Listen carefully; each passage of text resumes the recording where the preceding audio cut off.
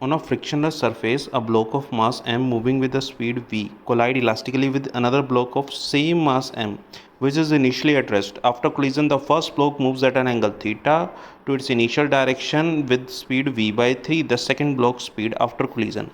तो पहले तो बेटा तुम्हें ये याद होना चाहिए कि ये इलास्टिक कोलिजन का स्पेशल केस है। कौन सा स्पेशल केस है? जिसमें दोनों बॉडीज़ का मास सेम होता है और फर्स्ट बॉडी के पास वेलोसिटी होती है, सेकंड बॉडी स्टेशनरी होती है और वो उससे स्ट्राइक करती है, तो वो दोनों कुछ एंगल बनाते हुए आपस में निकल जाती हैं। वो एंगल होता है 90 डिग्री वाला, है ना। तो पहले तो तुम ये याद रखो कि ये जो इलास्टिक कोलिजन का स्पेशल केस कौन सा? 90 डिग्री वाला। कैसे पता लगेगा 90 डिग्री वाला केस है? क्योंकि दोनों बॉडीज़ का मास सेम है, एक स्टेशनरी है, एंगल थीटा बनाते हुए जा रही है। जैसे मान लो ये अपने पास कोई एम बॉडी थी, है ना, एम मास की बॉडी थी, वी वेलोसिटी के साथ जाके स्ट्राइक की। ये दूसरी बॉडी स्टेशनरी थी, है ना। अब स्ट्राइक करने के बाद क्या हुआ कि ये जो पहली बॉडी है बेटा एम, है ना, ये इस डायरेक्शन में चलेगी और दूसरी बॉडी एम बेटा वो भी इस डायरेक्शन में, ओब्लिक कोलिजन हुआ ना, ओब्लिक कोलिजन हुआ तो इस डायरेक्शन में चलेगी, है ना। अब उसने क्या बोला कि जो फर्स्ट बॉडी है वो कितना एंगल बना रही है? फर्स्ट बॉडी एंगल बना रही है थीटा, यानी ये थीटा एंगल बनाते हुए चलेगी, ठीक है। अच्छा, सेकंड बॉडी कितना बनाएगी? टोटल होता है बेटा 90 डिग्री, तो सेकंड बॉडी बेटा बनाएगी 90 माइनस थीटा, है ना।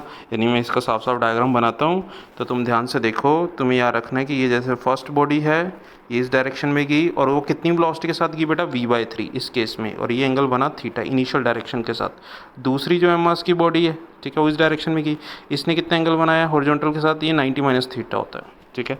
तो अब ज़रा मुझे बताओ इसके कंपोनेंट अगर हम बनाए, है ना, तो कंपोनेंट बनाएंगे तो इस डायरेक्शन में कंपोनेंट क्या आएगा? इस डायरेक्शन में कंपोनेंट आएगा v/3 cos थीटा, ना। और इसका इस डायरेक्शन में कंपोनेंट क्या आएगा? ये बेटा आएगा, मान लेते हैं इसकी वेलोसिटी v डैश है तो ये आ जाएगा v डैश साइन थीटा, ना।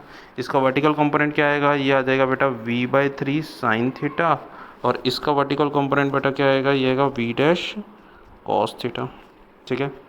अब अपने को इस क्वेश्चन में लगाना है मोमेंटम कंजर्वेशन, है ना। मोमेंटम कंजर्वेशन कैसे लगेगा? एक बार हॉरिजॉन्टल डायरेक्शन में और एक बार वर्टिकल डायरेक्शन में, ना। तो मैं यहाँ पे स्टार्टिंग में हॉरिजॉन्टल डायरेक्शन में मोमेंटम कंजर्वेशन लगा रहा हूँ, ना। मोमेंटम इनिशियल बराबर मोमेंटम फाइनल, कौन सी डायरेक्शन में बेटा? एक्स डायरेक्शन में, ना। तो बताओ इनिशियल मोमेंटम, इनिशियल उस एम मास के पास वेलोसिटी थी तो m into V equal to, अच्छा बाद में एक्स डायरेक्शन में वेलोसिटी फर्स्ट बॉल की, है ना, ध्यान से देखो, फर्स्ट बॉल की बेटा कौन सी वेलोसिटी रह गई है? उसकी वेलोसिटी हॉरिजॉन्टल में v/3 cos थीटा, और दूसरी बॉल की कितनी है? v dash sine theta. अच्छा, मास तो बेटा दोनों का सेम है, तो मैं यहाँ पे क्या लिख रहा हूँ? यहाँ लिख रहा हूँ m v/3 cos theta plus m v dash sine theta, ठीक है। अच्छा, यहाँ से ये तो एक्स डायरेक्शन में लगाया, ऐसे ही वाई डायरेक्शन में अगर तुम मोमेंटम कंजर्वेशन लगाओ, P initial equals to P final, किस डायरेक्शन में बेटा? वाई डायरेक्शन में। तो वाई डायरेक्शन में इनिशियल तो मोमेंटम है ही नहीं बेटा, क्योंकि वो बॉडी एक्स में घूम रही थी पहले, है ना, बी वेलोसिटी के साथ जा रही थी। तो पी इनिशियल तो है बेटा अपने पास 0, पी इनिशियल कितना है? 0, ना। अच्छा, पी इनिशियल 0 है, पी फाइनल तो बेटा वाई कंपोनेंट चेक कर लो। वाई कंपोनेंट फर्स्ट का कितना है बेटा? फर्स्ट का अपने पास वाई कंपोनेंट है v/3 साइन थीटा, और इसका कितना है? v dash cos theta, opposite direction में है। तो बेटा मैं यहाँ पे लिख रहा हूँ m v/3 sine theta, minus करके लिख देता हूँ m v dash, opposite direction में ना, m v dash cos theta, ठीक है। तो बेटा अगर तुम इस इक्वेशन को पहले सॉल्व करोगे तो यहाँ से v डैश की वैल्यू, है ना, v डैश की वैल्यू सॉल्व करोगे तो v डैश की वैल्यू अपने पास आ रही है v/3 टेन थीटा। एक्चुअली में अपने पास दो इक्वेशन बनी है और दो अननोन है। दो अननोन कौन कौन से हैं बेटा? एक तो अपने को थीटा नहीं पता, दूसरा v डैश नहीं पता, है ना। तो दोनों इक्वेशन सॉल्व करके थीटा और v डैश सॉल्व करना, ठीक है। अब ये v डैश की वैल्यू तुम बेटा फर्स्ट इक्वेशन में पुट कर दो, जो x डैश वाली इक्वेशन थी, है ना, यहाँ पे इसकी वैल्यू पुट कर दो, ठीक है। यहाँ पे v डैश की वैल्यू रख दो, ठीक है।